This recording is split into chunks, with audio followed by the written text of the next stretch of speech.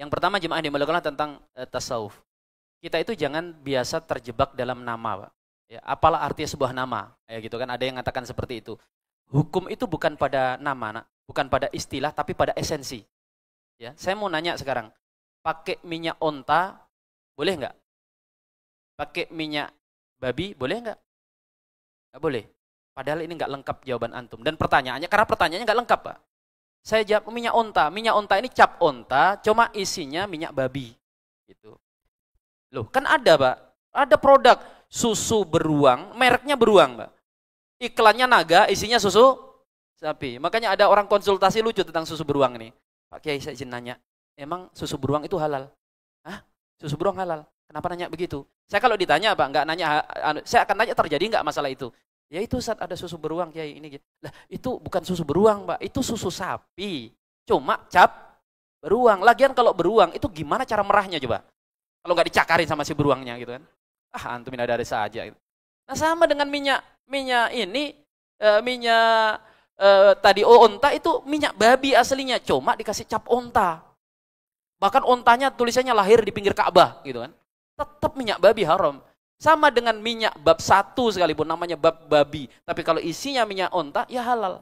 Nah sama jemaah dimuliakan Allah, kita itu suka begitu tuh. Tasawuf, oh sesat. Kenapa? Kita mendefinisikan tasawuf dengan definisi menurut kita. Jadi tasawuf menurut kita adalah kelompok-kelompok zindik, kelompok-kelompok yang menyimpang, yang mengatasnamakan penyimpangan mereka dengan tasawuf dan sebagainya. Kan nggak bisa begitu. Definisikan tasawuf itu sesuai dengan definisi yang benar.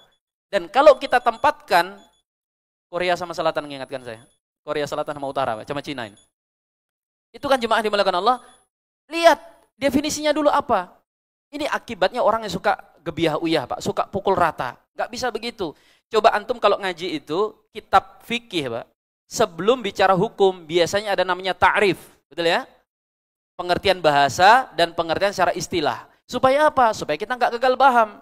Karena kadang di sebuah bahasan, jemaah dimuliakan Allah, namanya sama tapi istilahnya berbeda.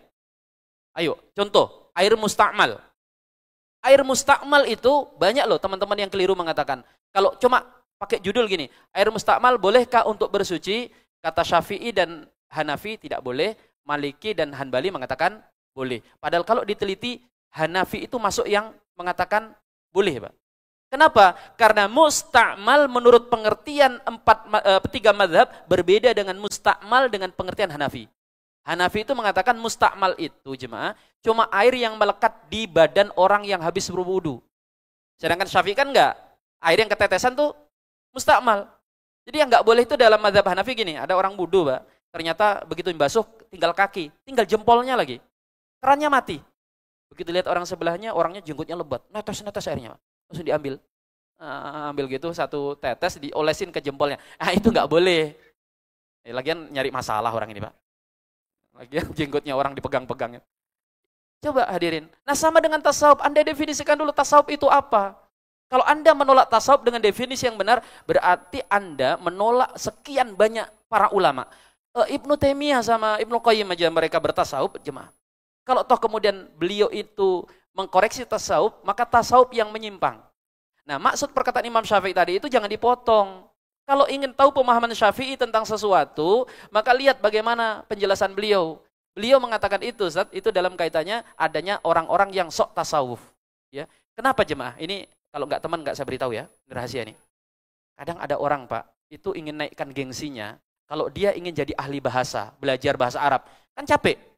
Dan banyak orang siap ngoreksi dia kan, salah baca gitu. Jangankan santri, Ustaz aja bisa salah baca itu. Dia ingin ahli fikih, ngaji, Pak.